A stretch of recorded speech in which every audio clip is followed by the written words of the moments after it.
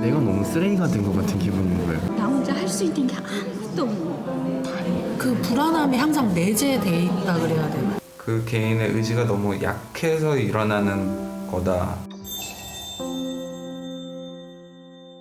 보람듯이 이렇게 성공하면 얼마나 좋을까 했는데 일을 잠깐 쉬더라도 그 시간에 또 다른 일을 하고 일을 또 만들고 임포시블한 목적, 아니면 임포시블한 성공의 잣대?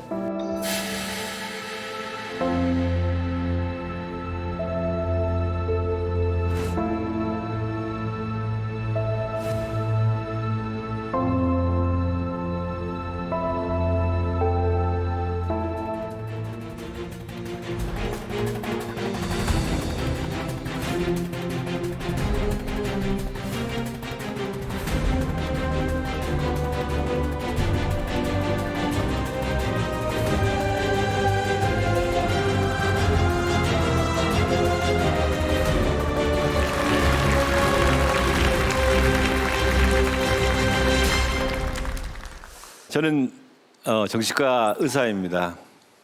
사람의 마음을 챙기고 사회에서 일어나는 일들을 세심하게 관찰하는 것이 저의 일의 하나이기도 합니다. 저는 요즘 인문대학에서 의료인문학을 가르치기도 합니다.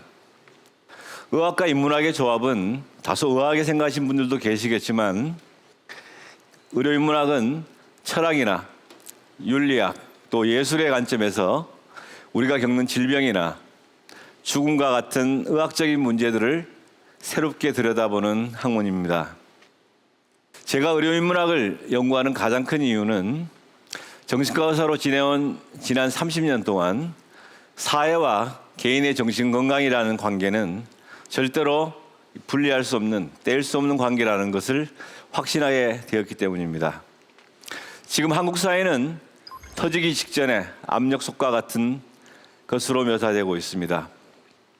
과도한 긴장과 경쟁에 사로잡힌 이 사회는 우리의 정신건강에 과연 어떠한 영향을 미치고 있을까요?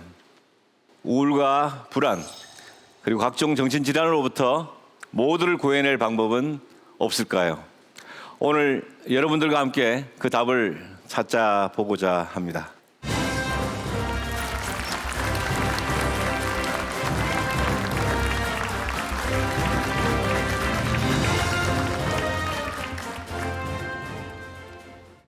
(40분에) 한 명, 하루에 36명, 우리나라에서 스스로 목숨을 끊는 사람들의 끔찍한 숫자입니다. 우리나라는 2003년 이후에 지금까지 OECD 회원국 가운데 자살률 1위를 한 번도 놓쳐본 적이 없습니다. 그런데 이런 충격적인 숫자에도 불구하고 점점 마음이 무뎌지고 있는 것이 우리의 현실이라고 생각을 합니다. 사회를 이루는 기본 단위가 우리 개인들인데 이 개인들이 끊임없이 자살을 선택한다는 것은 국가의 뿌리까지 흔들릴 수 있는 중대한 문제입니다. 이것은 바로 우리 사회가 병들어 있다는 절박한 경고이기도 합니다. 인천의 한 아파트 옥상에서 8살 초등학생이 살해된 채 발견됐습니다. 피해자인 10대 소녀를 상대로 범행 경위를 집중 조사하고 있습니다. 지난해 인천의 한 아파트에서 충격적인 사건이 발생했다. 10대 소녀가 8살 초등학생을 집으로 유인해 살해한 것이다. 엽기적인 범행에 사람들은 경악을 금치 못했다. 지금 신경이 어떠세요? 왜 어린아이를 그렇게 살해하셨는지 말씀 좀 해주세요. 어제 밤에 옆에가 충격이 많이 했어. 그래도 어제 그런 일이 있고서는 더 걱정되니까. 언론은 앞다투어 범행을 저지른 10대 소녀가 조현병 혹은 다른 정신질환이 있다는 보도를 쏟아냈다. 그러나 수사가 진행되면서 이는 사실이 아닌 것으로 밝혀졌다. 피의자의 정신감정 결과 조현병일 가능성은 낮다는 소견이 나온 것이다. 언론은 다시 정신질환으로 인한 범죄가 아니었다고 말을 바꿨다.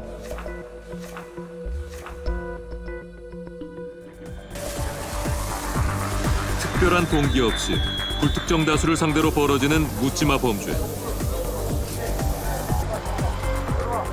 이해하기 힘든 잔혹한 범죄가 발생할 때마다 언론은 그 원인을 정신질환 탓으로 돌려왔다. 그러나 폭력 사건의 경우 정신질환을 경험한 사람이 저지른 범죄는 그렇지 않은 사람의 0.7%, 살인의 경우 7.3%에 불과하다. 우리가 알게 모르게 벌써 정신질환자는 예비 범죄자라는 집단으로 이미 규정하고 있는 것일 수 있겠다라는 거죠. 그러니까 그렇게 규정되어 있는 상태에서 어떤 보도가 나왔을 때 지금 상태에서는 자연스럽게 또 정신질환자의 범죄일까라는 의문을 대중이 하게 될 가능성이 굉장히 높습니다. 묻지마 범죄의 진짜 원인은 무엇일까요? 한국형사정책연구원의 연구 결과에 따르면 가장 큰 원인은 사회적으로부터 낙오된다는 것이었습니다. 이 사회를 향한 증오와 이 분노를 실체가 분명하지 않은 사회 대신에 자신과 관계가 없는 불특정 다수를 향해 극단적인 방법으로 표현한 것이죠. 우리나라는 짧은 기간에 눈부신 성장을 거듭해 왔습니다. 보시는 것처럼 OECD 회원국 중에 GDP 규모가 세계 8위에 이르는 경제대국이 되었습니다. 그런데 사회통합 수준은 최하위권인 29위에 머무르고 있습니다. 다른 나라에 비해 소득이나 고용 형체에 따른 격차가 매우 크고 사회 제도에 대한 그리고 타인에 대한 서로 간의 신뢰가 낮다는 그것을 뜻하는 것입니다. 많은 사람들이 느끼는 이 좌절감과 박탈감은 결국 사회에서 받은 타격으로 인해서 생긴 정신적 외상으로 남게 되었던 것입니다. 그런데 우리 사회는 지금까지 다양한 형태로 드러나는 마음의 고통을 개인이 스스로 극복해야 될 그런 문제로만 생각을 해왔습니다. 심지어는 정신적인 문제가 드러나게 되면은 이것이 멘탈이 약하다는 그런 식으로 치부해버렸습니다. 이런 사회의 무관심과 편견에 맞서 용기를 낸 사람들이 있습니다. 구독자가 자그마치 4만 6천 명이 넘을 정도로 큰 화제가 되고 있습니다. 유튜브에 자신의 정신적 어려움을 솔직하게 고백하고 있는 이모르 씨를 만나보겠습니다.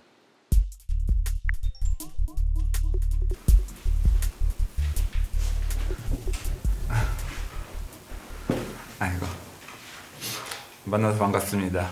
이모르입니다. 경계선 인격장애로서 10여 년간 정신과 통원 치료를 받고 있고, 현재도 꾸준히 항우울제를 복용하고 있는 사람입니다. 그림 그리고 있고요. 그리고 성인들 그림을 가르치고도 있고, 그리고 이제 유튜버로도 활동을 하고 있습니다. 저는 현재 초졸이라고 사람들 앞에서 이야기를 하고 다닙니다. 사실 학력 위조죠.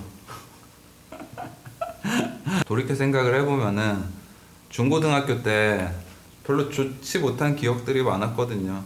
친구들한테 가진 놀림도 받았었고, 고등학교 들어서는 이제 좀 머리가 커져서 그런지 이런 제도권 교육에 대해서 좀 불신이 많았거든요. 저는 그림을 그리고 싶었는데 학교에서 방정식을 알려주는 게 과연 내가 진짜 원하는 건가, 도움이 되는 건가, 뭐 이런 생각들을 많이 했었던 것 같아요. 화를 표출해야 되는데 화를 표출하지 못하는 상황이 되면은 그 화를 내 자신에게 표출을 해버리는 바람에 이러다가 또 내가 죽겠구나 해가지고 제 발로 찾아간 게 정신건강의학과였죠. 저는 이렇게 저의 정서적인 부분에 있어서 남들한테 털어놓는 이렇게 허심탄회 그냥 이렇게 드러내는 거에 대해서 사실 그렇게 어려움이 없어요. 제 나름의 살기 위한 일종의 훈련 같은 거였다고 보시면 될 것 같아요. 특히나 이제 부정적인 감정들 이런 것들을 드러내는 거에 있어서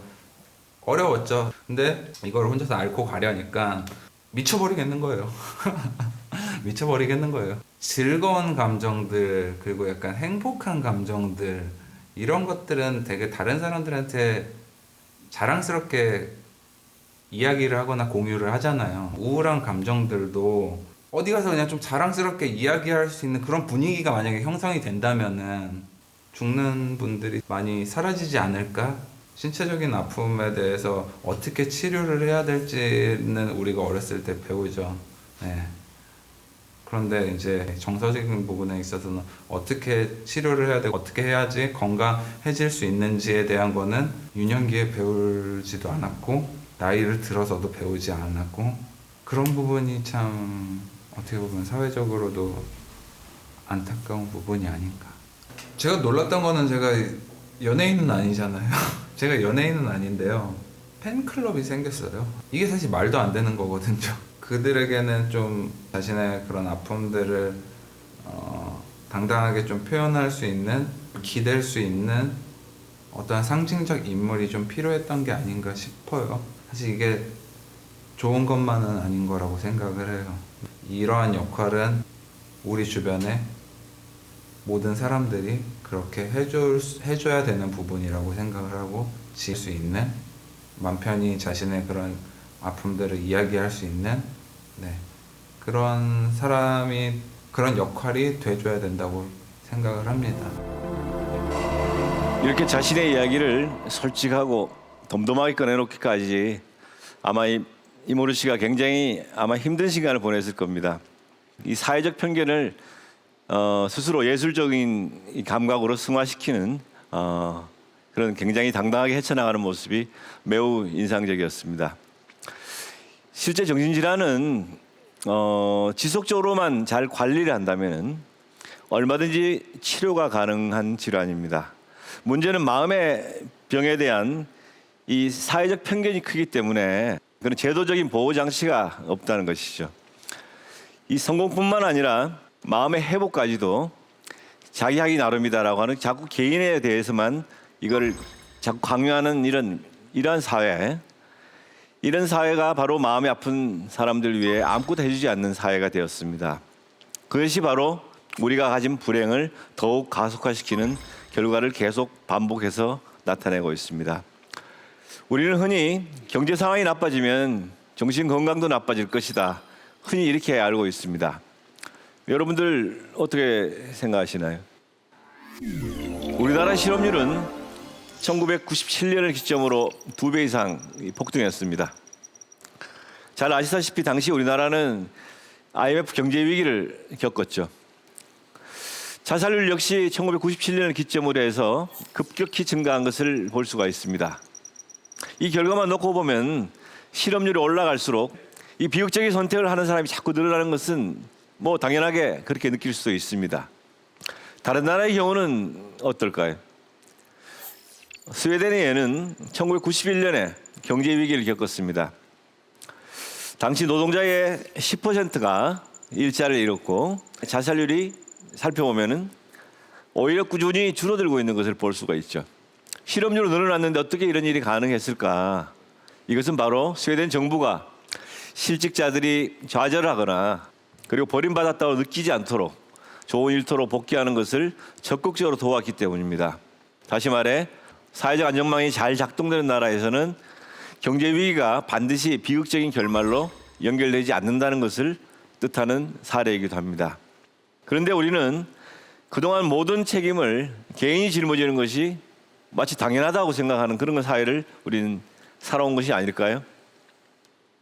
여기 재밌는 원숭이 실험을 하나 보여드리겠습니다. 과학자들이 5마리를 우리 안에 넣었습니다.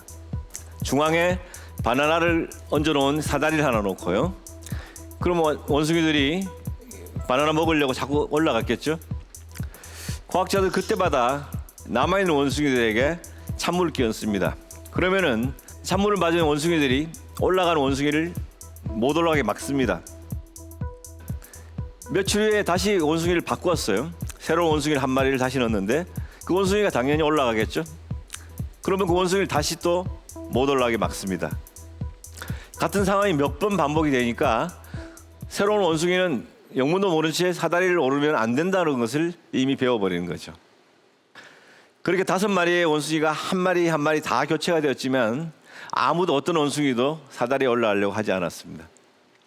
이렇게 반복되는 좌절 끝에 아무런 대응도 하지 않게 되는 상태를 학습된 무기력감이라고 합니다. 우리도 혹시 우리 안의 원숭이처럼 학습된 무기력 상태에 빠져 있는 것은 아닌가 하는 생각을 하게 만드는 실험입니다. 불행하게도 우리는 살아가는 동안에 한국 전쟁, IMF 경제 위기와 같은 커다란 심리적 상처를 받아왔습니다. 가장 최근에는 세월호 침몰도 있었죠. 세월호 사고는 특히 온 국민을 외상후 스트레스 장애라고 하는 큰 질병에 빠뜨릴 만큼 충격적인 사건이었습니다. 많은 사람들이 방관자로 인식되고 스스로 죄책감에 막 시달리기 시작했죠. 한편으로는 누구도 내 안전을 책임지지 못할 거라는 그런 불안감에 빠졌고요. 국민들이 받은 마음의 상처에 대해 이 사회가 다 함께 슬픈 감정을 온전히 받아들이고 공감하는 과정에서 시작되는 사회적 치유가 필요한 상황이 되었습니다. 내 주위를 둘러싼 울타리가 이 붕괴되어 가는 우리의 현주소를 제대로 냉정하게 들여다볼 필요가 있습니다. 한국에 살고 있는 다른 외국인들은 과연 우리 사회를 어떻게 보고 있을까요?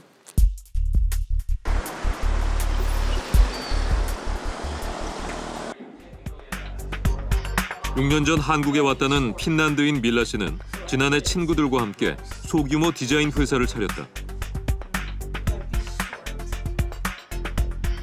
2년 동안 근무한 한국 회사에서 나오게 된 후 창업을 선택했다. Korea Design Challenge 라고 하는 디자인 어워즈 또 1등 받았어요. 핀란드와 노르웨이, 한국의 디자이너가 다양한 문화를 바탕으로 풀어내는 디자인이 이 회사의 강점이다.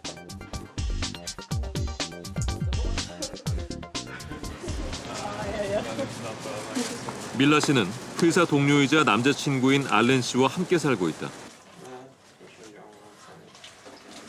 교환 학생으로 한국에 오게 됐다는 알렌 씨는 한국 생활 4년 차다.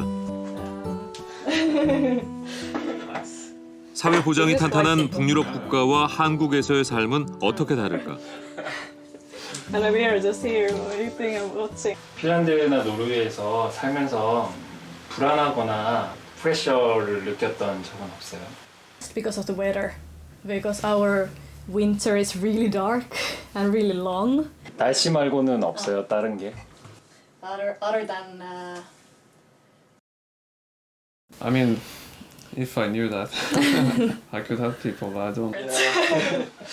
Since you're small, like you already study so hard to get into the good school, and then you work really hard to get into a good company. More pressure in succeeding. If you lose your job in Scandinavia, it's a temporary thing. So maybe the thing in Korea is that some of the problems are more permanent. Like you lose your job, that is a permanent problem because you cannot get a new one. Knowing that in Korea the social security is not as effective, I understand why people are stressed about losing the job. I really understand. 한국은 1960년대부터 세계가 놀랄 만큼 빠른 경제 성장을 이뤄나갔다. 그러나 1997년 외환 위기가 닥치면서 모든 것이 무너졌다. 사람들은 직장이 있어도 언제 해고될지 모른다는 불안감에 빠졌다. 살아남기 위한 무한 경쟁이 시작된 것이다. 그 사이 사회 안전망은 제대로 작동하지 않았다.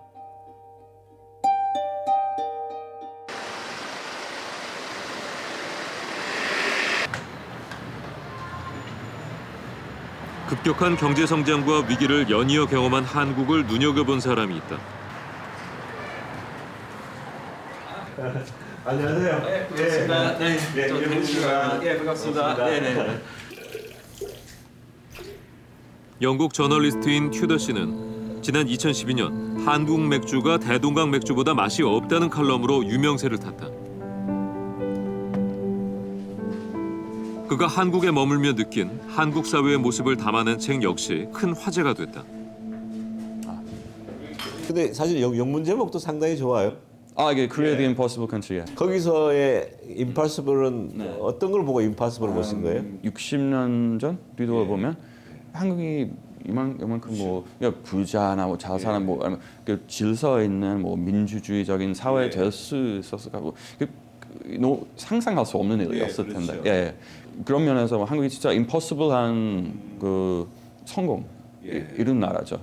근데 반면에 왜 한국 사람들이 이렇게 뭐 스트레스 많이 받고 또 우울해하는 건가 궁금하다면 아마 impossible한 목적, 아니 impossible한 성공의 잣대를 부응하라는 사회 됐다고 생각합니다. 한국 사회가 이게 로스트 해가는 것들이 어떤 것들이 보였어요? 성공을 좀 더 넓게 정리할 수 있었으면 좋은 대학교 명문대에서 뭐 졸업하고 좋은 회사, 소위 좋은 회사 그 취직하고 좋은 동네에서 밭 사느라고 죽어가고는 엄청 심하게 경쟁하는 거죠. 그래 제 문제는 저 한국에 오래 살아와서 워커홀릭 됐어요. 거꾸로요? 예, 저는 스트레스 자기한테 스트레스 주고 책도 하나도 쓰고 뭐 비즈니스 하고 나 이거 저거 하고 뭐 한국 때문에 그런 사람 됐어요. 지난 1월 영국은 세계 최초로 외로움 담당 장관을 임명했다. 외로움을 사회적 질병으로 보고 국가가 나서서 해결하겠다는 것이다. New ministerial lead on loneliness, Tracy Crouch. She will be keeping the challenge of tackling loneliness firmly on the agenda of colleagues across Whitehall. 영국에서는 약 900만 명이 외로움에 고통받고 있다고 한다. 영국에도 뭐 외로움과 뭐 우울증 이게 문제예요. 한국이랑 뭐 정도의 차이. 근데 뭐 이 세상에서 뭐 모든 뭐 산업화된 뭐 현대화된 국가들에서 뭐 우울증이 큰 문제죠. 제가 보기에는 뭐 외로움은 그 사회 구조와 관련 문제이기도 해요. 그런 면에서 뭐 정부가 뭐 대책이나 뭐 제안할 수 있으면 네, 영국의 외로움 장관, 여러분 어떻게 보셨습니까? 개인의 외로움을 국가가 배려하겠다는 그런 차원이거든요. 매우 신선하고 저는 매우 흥미로운 발상이다 이런 생각을 합니다. 이 국가가 우리 국민들 한 사람 한 사람에 대해서 그 삶을 관심 있게 들여다본다는 그런 의미가 있고요. 그리고 더 나은 삶을 위해 살 수 있도록 도와주려고 하는 노력이 그런 모습이 우리에게 시사하는 바가 크다고 생각을 합니다. 우리나라에만 존재하는 특유의 특수한 정신질환이 하나 있습니다. 바로 화병입니다. 화병. 여기 화병 아시는 분들 많으시죠? 이 화병은 국제질병분류에도 화병이 등록되어 있습니다. 그 정신적인 고통을 그대로 이야기하는 것에 서툴고 이 고통을 감내할 줄 알아야만 되는 그런 성숙한 인격으로 인정을 하는 우리 사회가 참는 병을 만들어낸 거죠.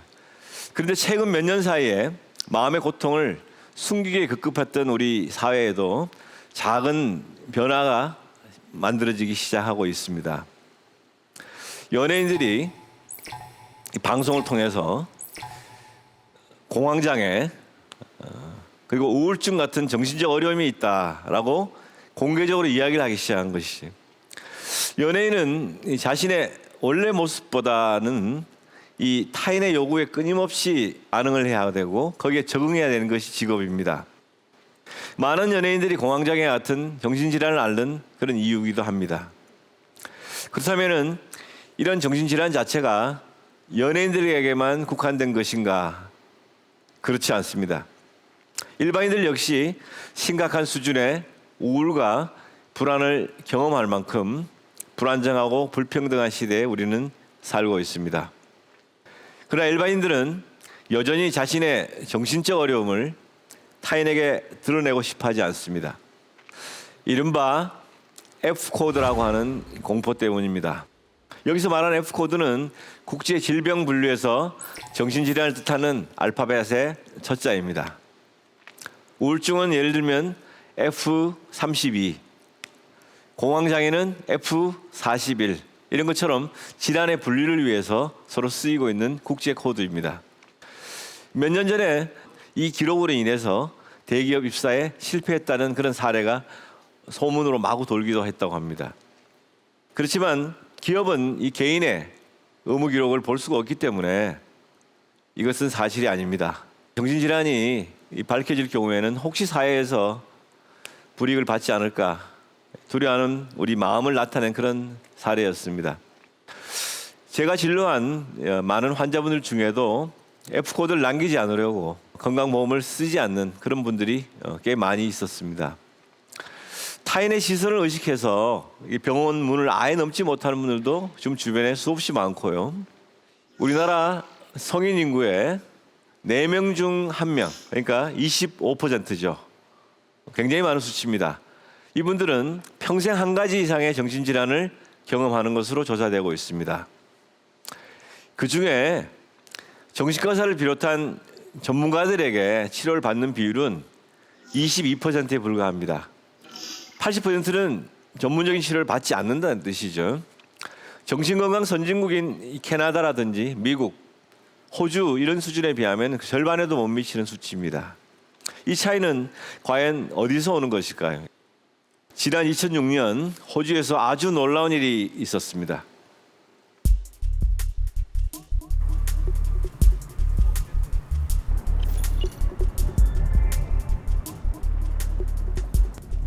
놀라운 사건의 주인공을 만나기 위해 제가 직접 호주 시드니를 찾았습니다.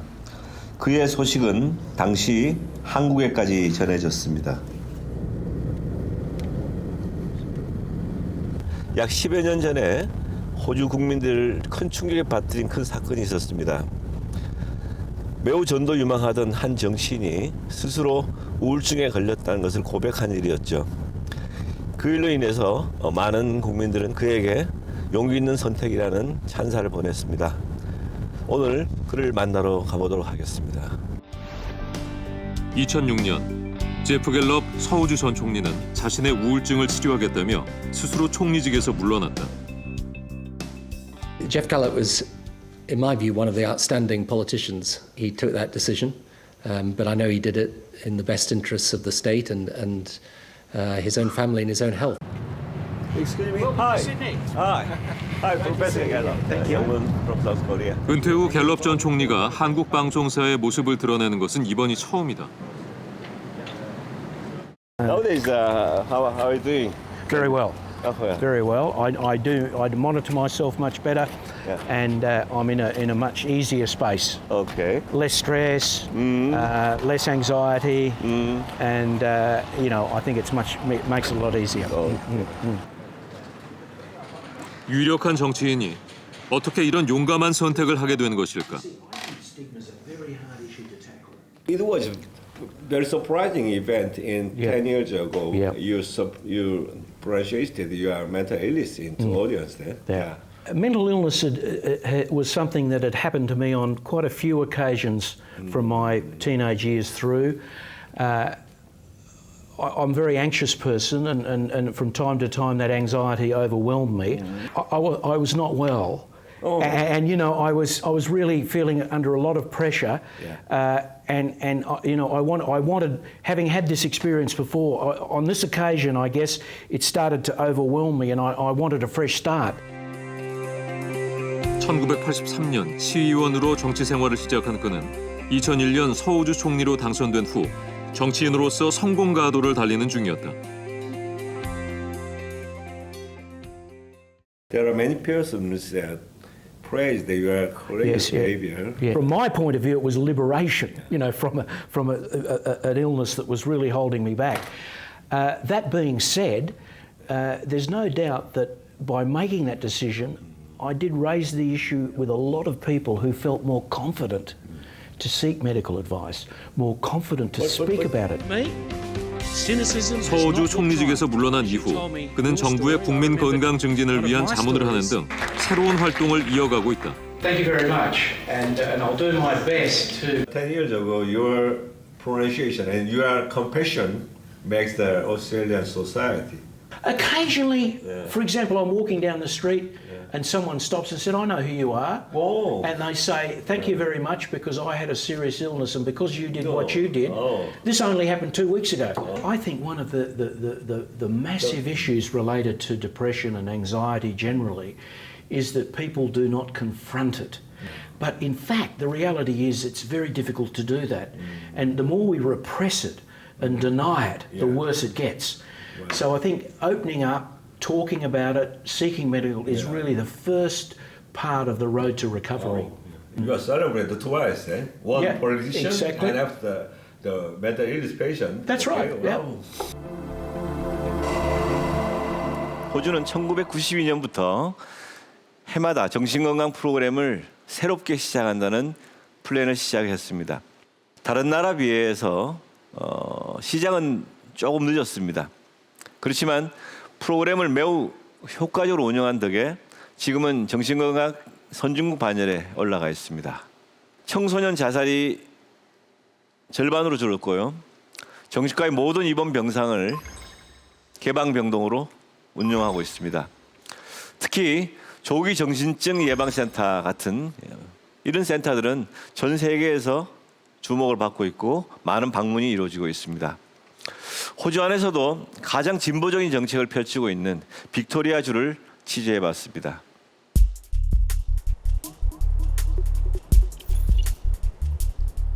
멜버른은 빅토리아주 가운데에서도 가장 혁신적인 정신보건 서비스를 받을 수 있는 도시다. 부동산 중개 일을 하며 홀로 세 아이를 키우던 폴라 씨. 30년 전 갑자기 건강에 이상이 생겼다. 조울증이었다. I think at the age of 31, I actually received a diagnosis of a mental health issue, and from then on I struggled through till I was 45.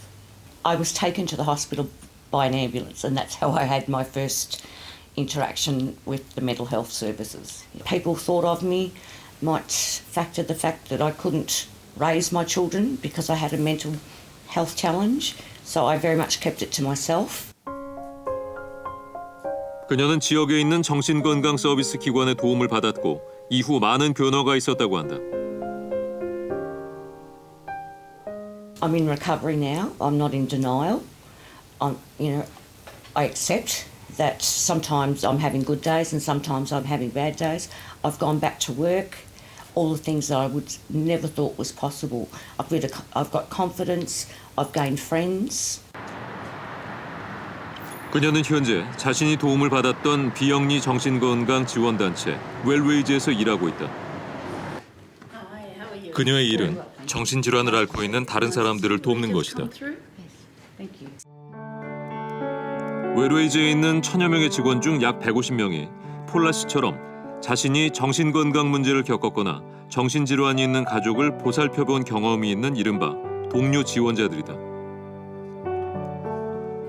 I think I reflect a lot on my own journey and my own difficulties, and I can start working with somebody and I can see that they're stuck, like I was stuck. And it's just about, some people at that stage, they just need someone to listen. 정신적 어려움에 처한 사람들의 이야기를 들어주고 정신질환에 대한 정보를 제공해주는 헬프라인 서비스 역시 동료 지원자들이 제공하고 있다. I've always known that people who share experiences can connect with each other and help each other in really powerful ways.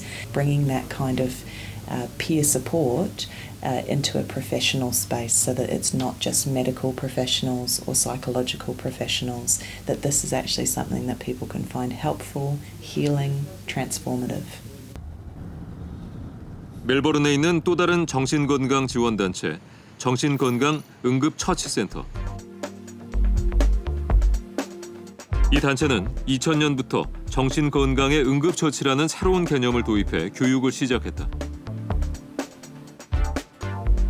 지역 주민 누구나 참여할 수 있다.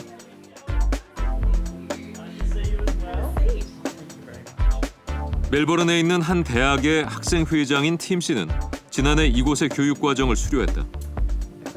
After the training course, I was able to go back to college and we were able to set up a mental health team, so a pastoral care team comprised of students, which has been really, really successful. So we've had over 40% of students now at the college that have undertaken the MHFA training, which has been really, really good. 정신건강 응급처치 훈련을 통해서 가족이나 친구, 이웃에게 우울, 불안, 약물 남용 같은 정신적 문제가 있을 경우 초기에 대응하는 방법을 배울 수 있다. So in the mental health first aid course, we teach people how to use this action plan and apply it to different mental health problems. And it stands for approach the person, assess and assist with any crisis, listen and communicate non-judgmentally, get support and information, encourage the person to get appropriate professional help and encourage other supports. 현재 호주 인구의 2%인 50만 명이 정신건강 응급처치 교육을 받았다고 한다. 이 프로그램은 25개국에 전파돼 있다.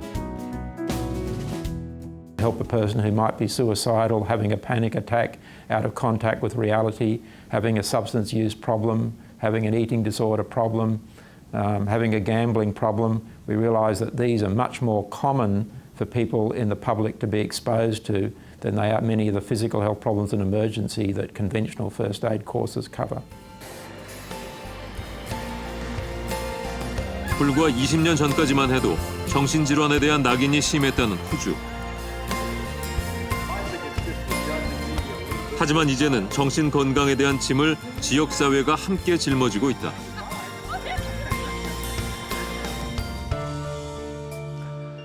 호주의 사례 어떻게 보셨습니까? 예, 저는 정신질환에 우리 신체적 질환처럼 똑같이 응급처치 개념이 들어간 것이 매우 신선했습니다. 이런 응급처치 교육을 받는 구성원이 늘어날수록 그 지역사회는 심리적으로 안정이 되겠죠. 정신질환을 알았다가 또 회복한 당사자들이 직접 정신질환을 앓고 있는 사람들을 돕는 동료 지원과 제도, 이 다른 사람을 돕고 있는 것은 매우 인상적이었습니다. 전문가보다 같은 경험을 나누고 같은 경험을 경험한 사람이 이 아픔을 이해해 주는 것은 누군가에게 매우 필요한 일이기도 합니다. 그렇다고 해서 정신과 전문의가 필요 없다는 뜻은 아닙니다.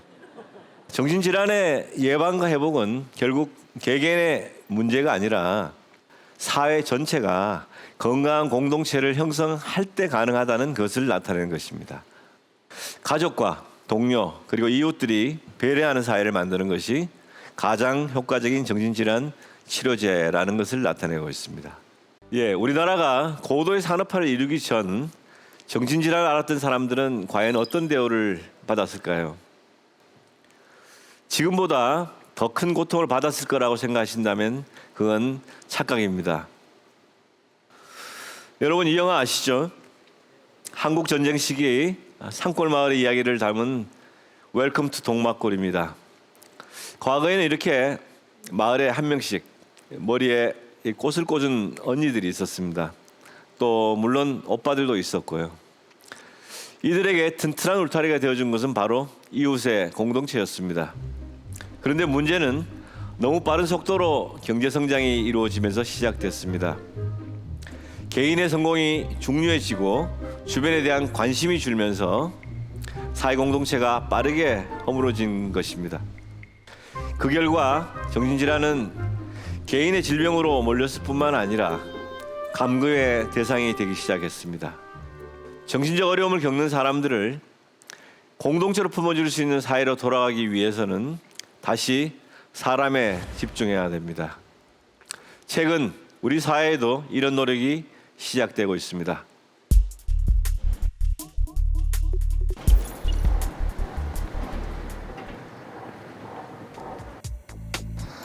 지난 3월 서울의 한 스튜디오에서 정신건강 팟캐스트 내부자들의 1주년 기념 공개방송이 있었습니다. 불안이 전염돼서 처음으로 청취자들과 직접 소통을 하는 자리였는데요. 저도 그 현장에 다녀왔습니다. 뇌부자들은 5명의 정신과 의사들이 진행하는 팟캐스트다. 정신과에 대한 편견을 깨는 정보를 제공하고 청취자들의 눈높이에 맞춘 정신건강 상담으로 큰 호응을 얻고 있다. 남편분하고 또 시댁 식구들과 갈등이 있던 사연자분께서 시험 준비를 시작하셨는데 이게 좀 잘 되지 않을까 봐 불안하고 많이 초조하다. 어떻게 하면 마음이 편해질 수 있느냐. 사연자분은 항상 남들에게 좀 좋아 보일 수 있는 것, 더 정확히 말하면 남들에게 인정받을 수 있는 걸 기준으로 노력을 해왔어요. 그렇게 정말 열심히 사셨었는데 결혼을 하면서는 내가 그동안 이루었던 것들이 다 인정을 못 받는 그런 경험을 일단 하셔가지고 너무 힘든 감정이 올라오는 걸 공부라는 그런 인지적인 수단으로 이제 떠오르지 않게 이제 막아버리는 거죠. 청취자들의 고민을 이해하기 쉽게 진단해주는 것이 뇌부자들이 사랑받는 비결이다. 직접 말을 안 해도 청취함으로써 많이 위로를 받고 또 알게 되는 정보들도 유익한 정보들이 많아가지고 저한테 딱히 스트레스 해소가 없었는데 이제 들으면서 많이 위안도 되고 힘도 나게 돼서 네, 점점 더 즐겨 듣게 되었어요.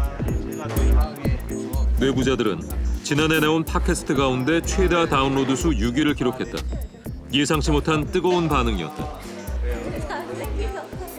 기존 사회와는 좀 다른 공간을 만들어냈다고 보는 거네요. 정신과에 찾아와서 진료를 받는다는 자체가 일단 일종의 사회적인 장벽, 그거를 이미 한 단계 깨부수고 오신 분들이라는 생각이 들더라고요.